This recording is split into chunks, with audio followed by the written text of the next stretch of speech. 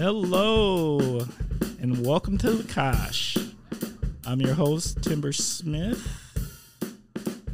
and once again, I'm super excited about our guest this week. We got somebody who's near and dear to my heart, one of my fraternity brothers, Dr. Shawn Robinson. What's going on there?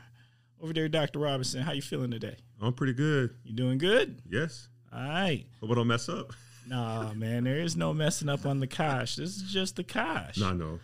Hey, so can you please share a little something about yourself and what is your connection to the city of Oshkosh? Well, let me start with my connection with the Kosh first, and I think that will talk about who I am. And so I started in the Project Success program here in the Kosh at University of Wisconsin Oshkosh in '96. But when I started, I was reading at an elementary level, so I was very illiterate, and I had no real strong academic background coming into college. And so the Kosh was the first city after high school and college that it accepted me and allowed me to blossom into who I am today. So, a little bit about myself, outside of being a husband, a father, a scholar, researcher, author, I think for me, what really drives my identity of who I am is somebody who has dyslexia and somebody who's had to overcome challenges associated with having dyslexia and not knowing how to read. And starting here in Oshkosh as an 18-year-old who was scared, immature, angry, bitter, just a lot of emotion. So that's my connection with Oshkosh. Is it was a place that allowed me to become from a boy to a man, in a sense, in the professional. So really, if it wasn't for the university, I don't think I could be speaking with authority on this, that I would be here sitting in front of you having this conversation with you, or even the past that I had in life. So that's, a little bit about myself in terms of where I've come from. But, I guess something else is that, I like to bike. I'm an avid biker. Wait. Break that down. What kind of biking you do? Get on my bike with my legs and spin my legs. No, come on, man. Come on now. You can do better than that. I guess it's a drive, man. I'm addicted. I do a lot of centuries. So last... Wait, what's a century? 100 miles. What? Yes, 100 miles. Man, you literally get on a bike. Just go. And do 100 miles. 100 plus miles. How many days that take? Oh, it doesn't take me days at all. What you mean? Takes 6.5, 7 hours. For 6, 7, 7.5 hours, you just bike straight and just knock out 100 miles. Pretty much. Man, come on now. No one wants to go with me. Let me be one of those people that do not want to go with you. I'm not about that life. I think I enjoy riding a bike like the next person. It's called leisurely.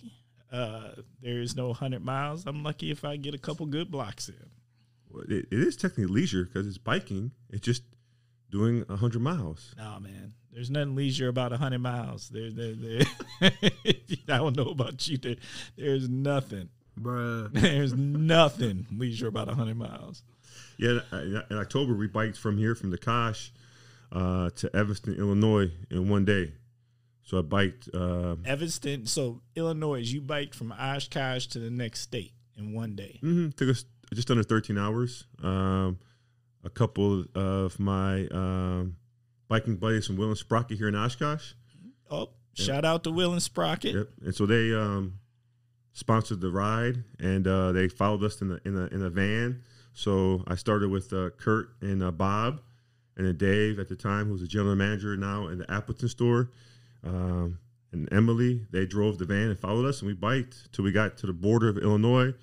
And then some of my frat brothers who bike continued the bike ride with us from the border into Evanston. That's got to feel good, man. That's an amazing feat. Like that's like I can't even imagine that.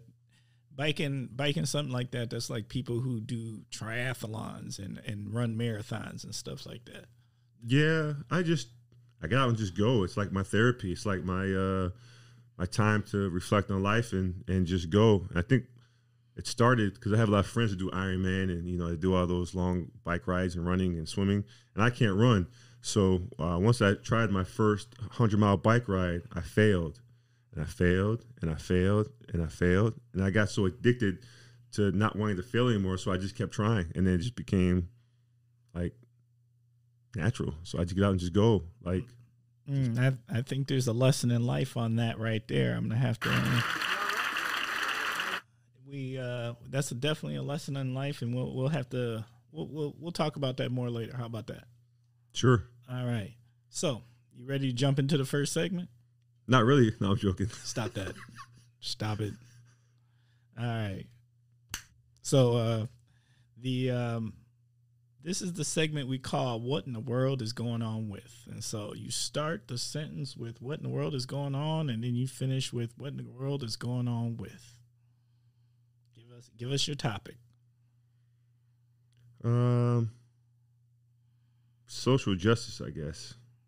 Oh. In a sense. Because everything right now in the world is, you know, if it's health, if it's COVID, if it's, you know, people from underserved communities not giving access to COVID or comorbidities in terms of health or education or, you know, maybe business. But social justice is pretty big in any aspect that we look or frame. It's always going to be there.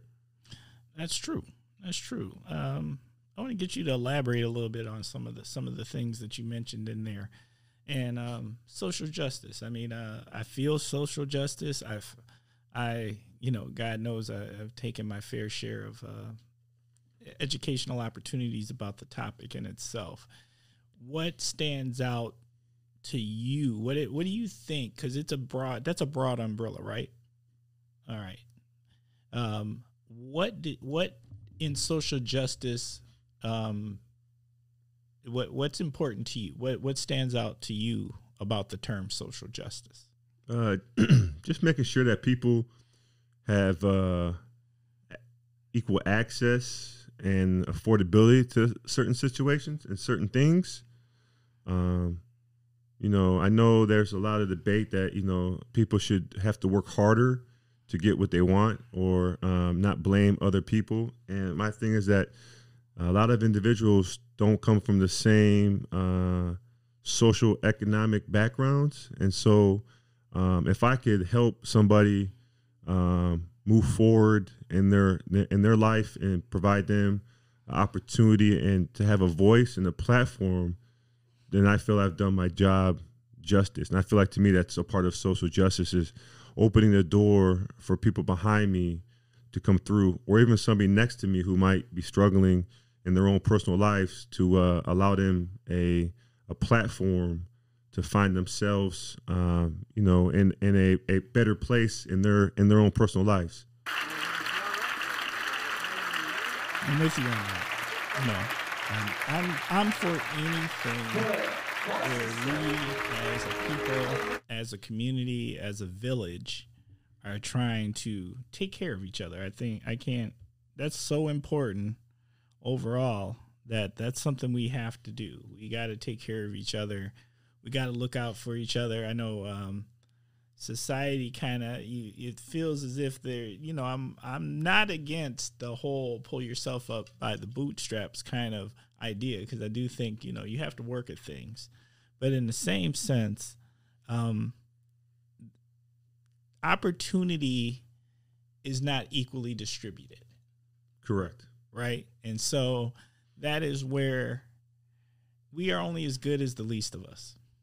That's very true. So I'm all for when there's opportunities to help and get others into good places. It only makes for a stronger us. That's true. And another thing is that when we talk about social justice or, talk about opportunities, there's a lot of division in the world, right? And everyone keeps talking about division between maybe cultures or, people of color or religion. But the end of the day is that a lot of people have a lot of similarities. So if we can listen to each other and really understand that at the end of the day that we really want the best for our communities and our families, then we can then bypass the whole, narrative about differences, because we could talk about differences until we die. Like, it's just, we can become angry, we become emotional. Like, that doesn't solve anything. But if we sit down and have some good dialogue where there is differences, but we're just like, you know what, we have a lot of things that's similar, I think we can move forward. But it's. I honestly don't ever feel like, as people in the United States, as citizens, as Americans, we don't really have that big of of differences. I don't care, who you are, what your religion, sexual orientation, culture, race, none of that. Like, none of it's that different. Like, it's real simple to me. There's some basics. Everybody wants a decent job that gives them an identity that they feel good about, right? And everybody needs to make enough money to be able to eat, sleep in a decent place, and if they have a family, take care of them too, right? Take care of them children's. That's true. And then, everybody wants to have good relationships with other people. That's true. And so there's so much, there's so much in common. First of all, I don't know no American that likes that likes high taxes. I don't care who you are. You know what I'm saying? But then again, I'm also in the belief that you need to pay them things because that's for the greater good of all of us, not for some of us, right? Yep. We all want a decent car that runs, food that tastes good, just the basics. I just think there's basics, and those basics are universal across almost every category of person that you could mention. Yes, that's true. That's All very right. true. Okay. You know what? I'm gonna jump in here for a quick second and do my what in the world is going on with. So, what in the world is going on with fast food prices? Bruh, let me tell you something, man. So, I went. You know what? I'm not even gonna say where I went, but I'm gonna tell you what I did. I was going from work, hungry. I had a half day, so I was going in around lunchtime. I was like, all right, I'm gonna go grab something to eat. Right? I was like, I'm gonna grab a burger. I'm gonna grab some fries. I'm gonna grab a soda. Right? Now, I remember a time in my life that there. Of basically what I would equivalent out to a value meal. You know what I'm hollering about? That value meal was sub $10. You know, that value meal was probably more like $6, $7, $7.50, $7.75, something like that, right? Why is the value meal over $10 now? Actually, over $11, like close to $12. That's one person eating in fast food. I don't know, but I can relate because we take our boys every once in a while to get Happy Meals, and it's expensive. It's sometimes $20. And I'm like, $20 for? Wait, how many Happy Meals is $20? Well, not technically $20, but it's like $14. And then if you get like an extra fry, large fry, the total then adds up to, between $15 and $20. And I'm like, for 4 nuggets and a fry and an apple juice and a kid's toy, you telling me this is like $7-8 just for this one meal? That's what's in a Happy Meal. Pretty much. You get 4 nuggets. You get 4 or 6 nuggets, right, with an apple juice and a small fry and a little toy. Is it a good toy? Well, to the kids, they love them. Yes. All right. You know what? Look, a good toy is invaluable if it creates peace with the children's. Yeah, only lasts for so long and then ends up going in the garbage. That's fair. That's fair. All right. But I mean, it's a supply and demand. It's always going to be there. You know that they have a high volume of traffic, and you know, I'm sure, you know, prices could be going up too. I mean, who knows? But yes, it's expensive. I definitely think food prices have gone up since the pandemic. I just think, you know, I could be. Maybe I'm off base in this, but I do sense that going to the grocery store comes out just a little bit more than it used to come out prior to COVID. Yes. It definitely jacked some prices up. Yeah, and I don't think that's just me sitting at home eating, working from the house. I actually do think there's a cost analysis here that things have gone up. Yes, I agree with you on that one. All right. So, you ready for segment 2? Segment 2 is our word association segment. Okay. And this is where I mention a word and you tell me what comes to mind. Okay. Right? All right. First word, food. Avocado. That's a food, isn't it? You eat it. So, yes. Yeah, what's up with avocados, though? I just like avocados. They're good. They're healthy, and they source, I guess, protein, and I mean, or, you know, vegetable too, I guess, in a sense. I mean, I love them. I put them on everything. I put them on eggs, sandwiches, omelets.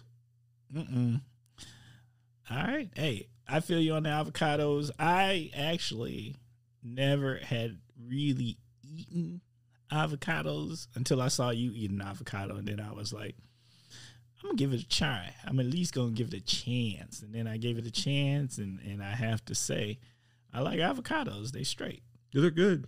Yeah. I mean, I don't know. They're filling too, and they're just a good source of, you know, food. I'm not going to lie. I'm not eating them for no health aspects to it. I just actually like avocados, you know, and guacamole. I'm all about that. Guacamole, life. Yes. All right, cool. Next word, Amazon. Amazon. Well, two things. My wife likes to shop on Amazon. Bruh. Facts. Two, I mean, it's probably the largest distribution place in the world, in America, and it seems like that's the place that's going to dominate, you know, retail sales. I mean, everything goes to Amazon. Hey, I am a huge advocate of Amazon purchases, and I'm going to tell you why. You know why I like Amazon so much? Because it is the most equal opportunity shopping experience there is. Yes. You know, that Amazon don't care about what you look like. That's very true. I'll care about your money. Yeah. Amazon does not care who you are. It does not care about anything. Amazon delivers the package to your door, and it's an equal opportunity shopping experience. I ain't never been followed by Amazon. That's true. You know what I'm saying? I ain't never had no problems with Amazon. And the return policy is pretty nice, too. Once again, I'm going to give a shout out to Amazon. Hey, if anybody from Amazon's ever out there listening to the Kosh, you know, if you want to go on and sponsor the Kosh, look, I'm open to it. Let's talk about it. All right? Be a good partnership. Hey, we can work with them. All right. Next word. You ready? Yes. Music. Two things come to my mind, I guess. One, smooth jazz, and then two, meditation music. Is that what you listen to? Yeah, I don't know a lot of artists in terms of the smooth jazz. I just asked Alexa to play smooth jazz at my home, and that's what I listen to when I write. Is that what you do? Just highlight Alexa, be like, hey, break out that smooth jazz. Pretty much. Yep, I feel you on that. And then the meditation when I sleep, or if I'm just need to get out of my own head, I just throw on some meditation music and let it ride, I guess. Do you ever do the meditations where they actually talk you through the meditations? I have with my wife before. We've done that where they, you know, explicitly tell you how to breathe, and they kind of walk you through the steps. Yes. But then I kind of get distracted, so I'm like, I can't do this. I need to just. I feel you on that. Like, definitely, you can easily let other things flow into that orbit or that feeling while they're trying to. It's basically hypnotism. It's basically them trying to hypnotize. All right. Okay. Next word. Sports. Probably gonna get myself jumped here when I leave. Anti-Packers? No, I'm just joking, man. Hey, it's okay. Look, it ain't nothing personal in this joint. You know, hey, who's your team if it ain't the Packers? The Bears. Bruh. Look, that ain't gonna get you jumped, but it's definitely gonna cause you some issues around these parts in the Wisconsin now. That's true. Now, that being said, I'm not. If anybody that truly knows me, I'm not a true fan of any sport in particular. I'm not a sports guy. I follow sports just enough to know what the hell is going on in the world. But the Bears, why the Bears, man? I just grew up in the suburbs of Chicago and went to a lot of Bears games when I was a young kid. And okay, that's fair. So it's hometown. Yeah. Bears are hometown. Yes, but I guess another thing in sports too is I was reading something on ESPN today about a football player, soccer in Europe. I think it was Europe or Russia, that said LeBron James needs to pretty much close his mouth and not get into politics or social justice and just focus on playing. It was just on today. So when you think about sports, that's something else that came to mind is the whole, who controls the narrative, who wants us to speak. And, it's interesting, when we have a platform and we speak with, authority and being realistic and speaking from experience, people want to silence us and they don't want to hear our voices. And so that's in the sports world. I just thought about that when it came up. I read that today. I always find that to be like I find people that go down that road they're highly hypocritical. And what I mean by that is on one side they're saying shut up and play the sport. But then let's say they shut up and play the sport and do something wrong, then they jump on them about being role models. Right? You can't have it both ways, And if the role model side of the athlete decides that this is something he believes in and he's going to talk on it, and just because you don't like it, you don't get to come on the other side of it and then be mad if it's on the other side of that coin, right? That just doesn't sit well with me. And number two, there's so many of our youth who look to sports as connection with other youth and growth and ways to learn about teamwork. And there's so much interwoven into sports. I just don't I think it's an important thing, and that our athletes do have platforms and should get the opportunity to express how they feel. I know a whole lot of people that make a whole lot less than athletes that feel the need to express how they feel at their job and can say what they want to say. So I don't see what the problem is with LeBron saying what he want to say. Yeah, it goes back to, the oppressor mentality.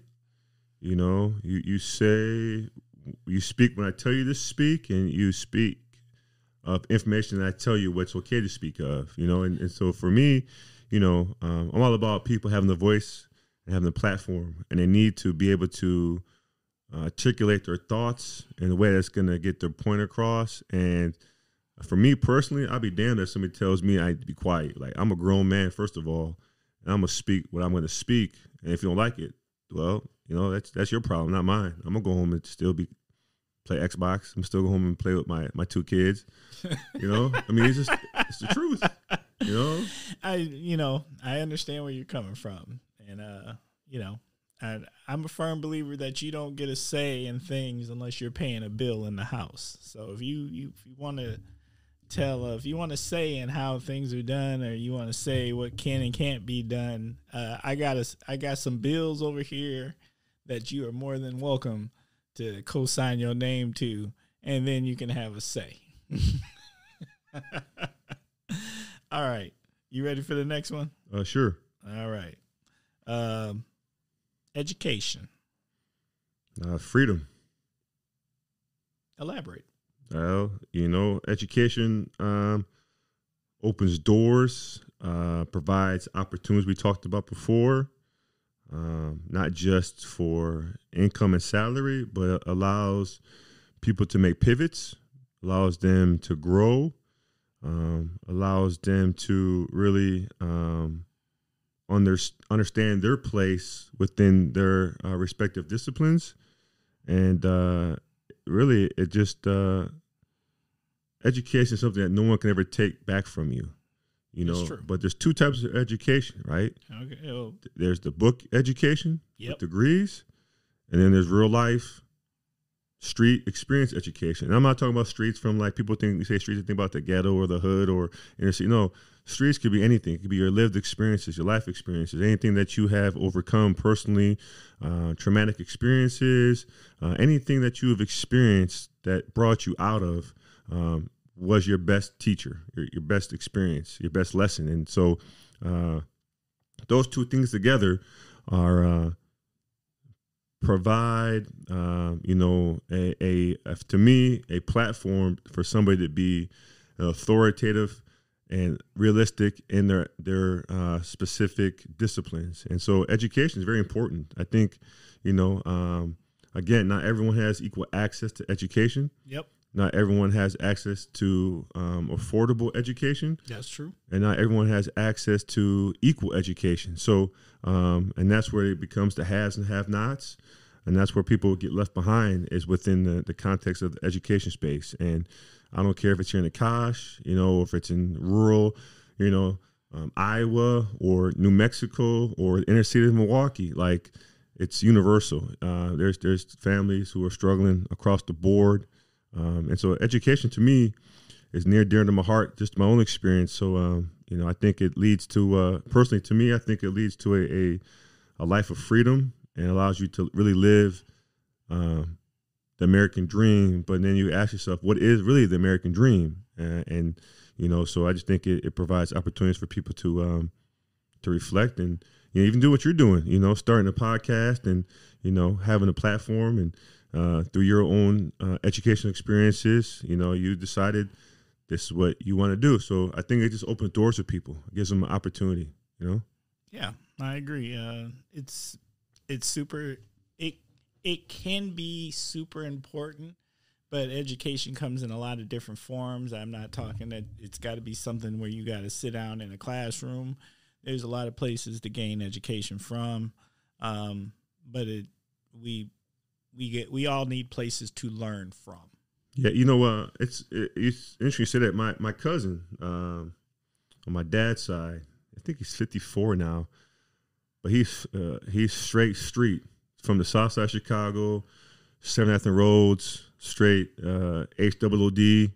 I'm from the suburbs, middle upper class, white community, but when I was navigating my undergrad and master's program, I probably learned more from him than some of my own faculty members about life and experience. And so I went to class and I was writing things in my papers. My professors were like, that's interesting theory.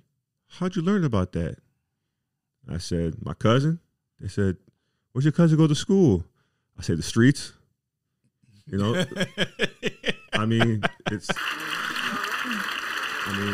a sense, he taught me more about, embracing your world lived experiences and, told me what not to do, and kept encouraging me to continue my education. Cause education is important, man. It's a great equalizer. It can be, I think there's a couple of things that come up as the equalizer. Education can be one of them, but I would say that sometimes that only works if it's good education. There's bad education out there, and then it ain't equalizing. It could be making the road harder to hoe, so to say. Yes, yes, and I see that now being at the community college, and I'm sure it's at the universities too, where, you know, this generation of students that are coming out of the high school systems and even some of the adult learners have been pushed through the system. And when they get to college, it's like they hit a major wall because they really don't know how to navigate their learning, and because they've been failed by the system. And they don't have the strategies, the reading comprehension strategies, the effective communication strategies, the writing strategies to navigate. So essentially, as you said, they received a bad education. And so I'm thinking, like, how did you make it through high school to get in college, and you're this low? And I'm thinking it's not your fault. Like, you are not at fault for this. You've been failed miserably by the educational system. Yeah. And that being said, I wasn't even necessarily addressing that directly to education. I was actually thinking about, which, I mean, that exists. I've seen it. But I was actually thinking more like even just people teaching each other, right?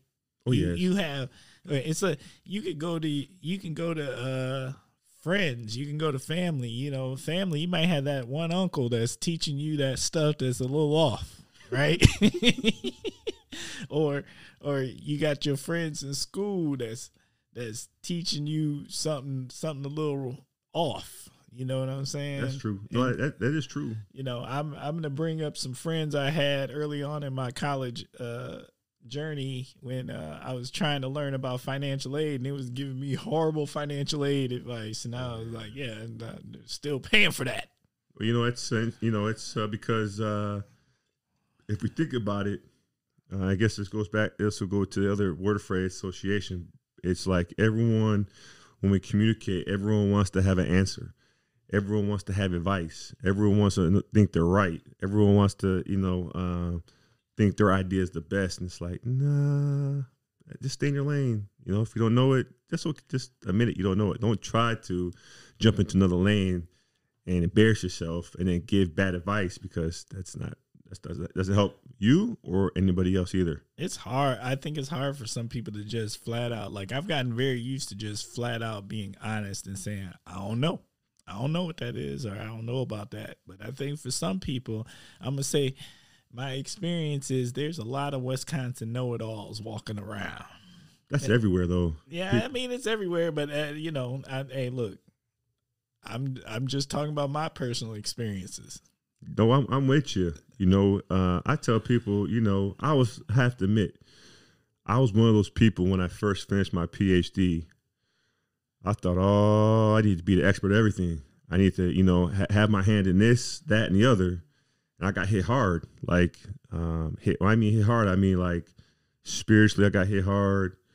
My wife hit me hard, not physically, but just the experience. My friends, my pastor, they're like, what are you doing? Why are you trying to be somebody that you're not? And why are you trying to jump into all these different lanes when you know that these lanes are not yours? And it's going to backfire on you. And I was like, it's not going to backfire on me. And then it backfired on me. Bruh. All right. I'm feeling that. So that's why I just stay in my lane. Like you say, I don't know. I'm okay with not knowing. And if I don't know, I'm going to try to find someone who does know that can help. So that's right. Or if it's interesting enough, I might actually try to learn.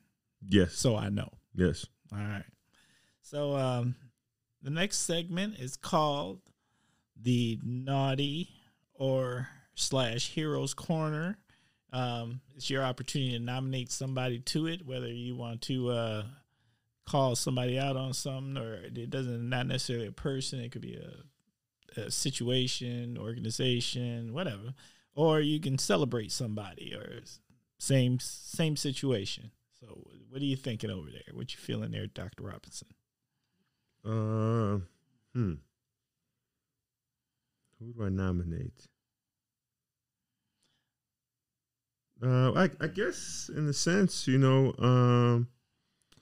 I guess I would not guess. Let me take that back. I would nominate my wife for a couple reasons.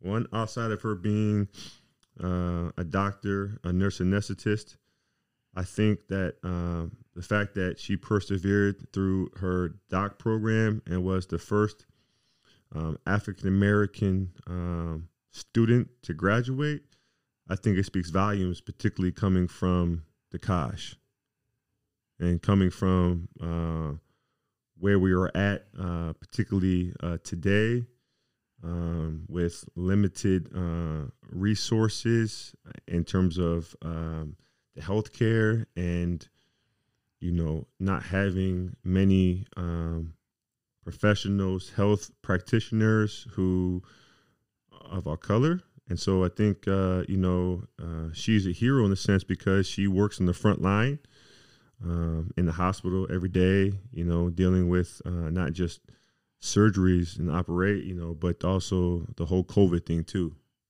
Now that there, more so than anything else, to me makes her a hero. And no ifs, ands, or buts. I think anybody who's working in healthcare right now and who's out there on that front line, like, that's serious. You know what I mean? Like, you are truly putting yourself at risk for the greater good of a bigger community, for the village, so to say. Yes. So I applaud that most definitely. And you let the wife know we appreciate her out there on the front line. You know what I'm saying? I'm sure. Hopefully she'll tune in to your episode, but then again, maybe not, because she's the wife. She might be like, "No, I don't need to hear nothing else from that man." Probably. All right. So, topic of the week. All right. This is the guest always gets to pick the topic of the week because it's their episode, and the topic of the week this week is what you don't see. So, what does that exactly mean, Shawn? What do you mean when you say what you don't see? For me, everyone's got different perspective on it. For me, is that when people see me, they just see all my successes, right? They see that I'm a published author. They see I'm a researcher, an instructor. They see that, I have a kid's book out. They see I have Dr. Dyslexia Dude. They see all these things, right? But there's one thing they don't see or don't really know is what got me to this point. And that's what they don't see. They don't see my failure, my pain, my emotion, my, wanting to give up, my going into depressive, modes, and just really, turn into alcohol or, just things that they don't see. They always want to talk about success. Well, I've had to fail to get to success. And so that's it. That's most success stories. Most success stories have failure woven throughout them. I've yet to meet somebody who just hit success without having failures. Yes. So that's what I mean. Like, what you don't see is what's underneath the pain, the personal struggles to get to where I've been, but other people too, based on their own, lived experiences. So when I think meant to say is what you don't see is those things. You don't see those things. Everyone wants to put someone on a pedestal to acknowledge their successes. Shoot, that ain't the experience I've experienced. Most people be trying to knock you off the pedestal. So I don't know. You must have you on a different experience than I know. No, in a sense, that's true.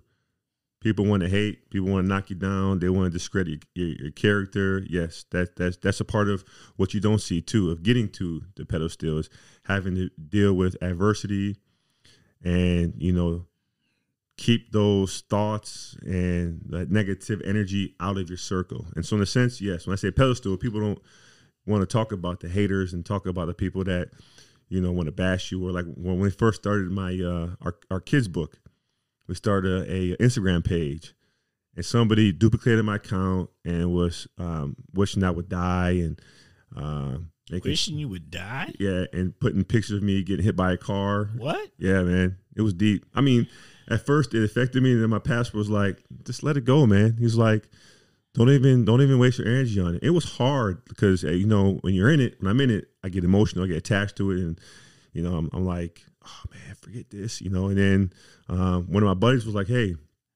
just go make a police report. So I went and made a police report, and I mean, I know nothing was gonna happen to it, but the account got taken down. But yeah, man, it was. I mean, I look at it, it was pretty funny, man, because, you know, wishing I got hit by a car and died, and it was a picture of me like bleeding out, and, you know, I mean, this is the real jealousy and straight demonic people out there, you know. So all I'm gonna say is this: I'm a firm believer that you truly are not successful until you have haters. At the point in which you know what? No one hates on a failure. that's true. I'm just, I mean, just think about that logically. How many haters do you see give time to people who are failing? They don't.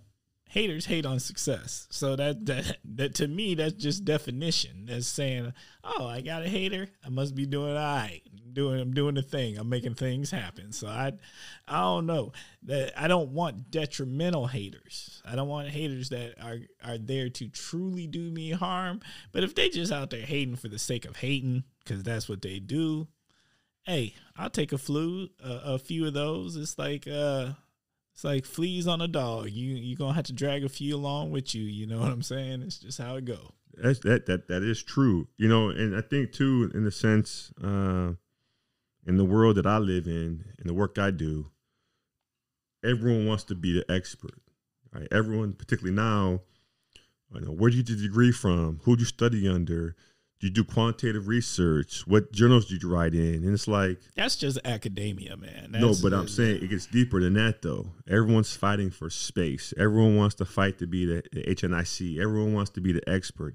And instead of working together collaboratively, people want to hate. They want to discredit somebody else. And it's like, come on, people. There's enough room at the table for everyone to eat. Right. There's enough food everybody can eat.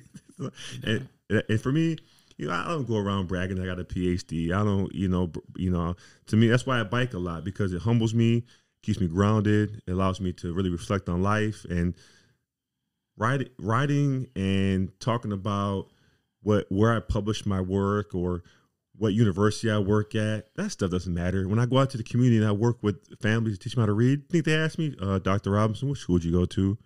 What journals did you write in? They don't care about that stuff. They want to know, are you serious about helping my son or daughter read? Can you help them?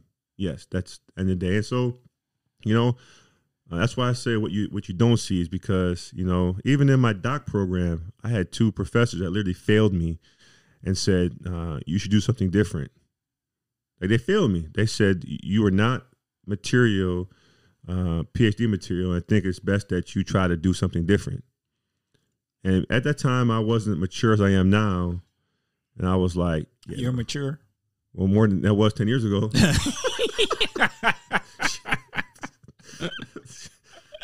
And so, you know, Dr. Strop and Dr. Terry. Oh, you put them on blast. And I put them, every time I speak, I put them on blast. Yeah, you ain't holding nothing back. Nope. Nope. Because the thing is, you had a deficit thinking about my ability. And so instead of trying to help, you thought by discouraging me and failing me that I would just crawl in a little cave and cry. No, you know, heck no. So that's why I'm saying, like, people don't see the experiences, you know, like I could have, you know, bundled up and thrown a towel. No, that's not who I am. And so, you know, those 2 experiences fueled me. And then even, you know, I had people tell me, oh, you never be a published author because my writing wasn't good. And so what I did is I put my head down and I just practiced, and I found people that could help me. And then I just wrote. I think you said something really important right there. It takes a village. You know what? I don't care who you are. I don't care how good you are at your craft. It takes assistance from others. No one gets anything by themselves. No. And, you know, I'm not sure how much time we have here. You know, when you say that, Dr. Kitts, He's a professor emeritus at the University of Wisconsin, Oshkosh. Shout out to Dr. Kids. He's also a vet. You know that? I did not know that. Yeah, man. I got love for him. You should have him on in here too. Hey, hey, look, everybody's welcome on the Kosh. When I was in my PhD program, this man spent probably more time than he needed to make sure that I got through and I was successful. He bought almost every book that I had in my class so he can read it with me, talk about the content with me so I could understand what I was reading and have a dialogue about it. So that's love. So you know what? That's nothing less than love. So technically, he earned a second PhD in my eyes because he, from the beginning to the end, got me through. Like, I'm feeling you on that, and you know what? That makes me happy to hear that, to hear that kind of dedication amongst us people, taking care of each other, helping each other reach a really amazing heights and goals. And there's something to be said for that. Yeah, and that's why I said, you know, what you don't see is those experiences. Even when I started Oshkosh in '96 as an 18-year-old who started college at an elementary reading level, like, who starts college at reading at an elementary level? Like, that's criminal. Like, no adult should start college or be in college reading at that. Like, what opportunities do they have? We talk about opportunities. What kind of justice is that? What type of life can they really live? And so that's where I was at. I was literally an 18-year-old reading at an elementary level. And Dr. Nash, the one who diagnosed me and literally saved my life, was like, look, man, you are one of the most illiterate kids I've ever met in my life. He's like, you're awful. He's like, you're bad. But he was like, I see a gift in you.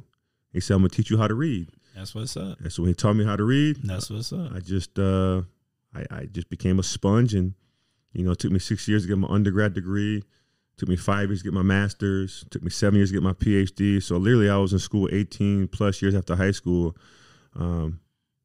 getting my education and getting what was neglected from me within those first 18 years of my life, essentially, the K-12 system. So that's what I'm saying. People don't know what they don't see is the hardship, the trauma, the pain, you know. And then, you know, growing up without a father and not meeting my dad till I was 23, 24, and all these things, you know, psychologically impact people. So, bruh, I feel you on that. All right. I think we're going to wrap it up. All right. All right. Anything else you want to throw in there? When are you going to bike with me? Never. let me help you out with that right now. That is a absolute no. You know, one thing I've learned over this last few months being an entrepreneur in terms of a children's book writer with my wife, and just navigating this space of the ed tech space is I'd rather be a poor man with a vision than a rich man with no soul. A lot of people don't get that. No,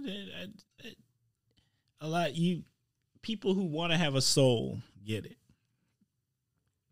Some people, that's not how that's not the measurement of their worth. That's true. So, I mean, to each their own. I'm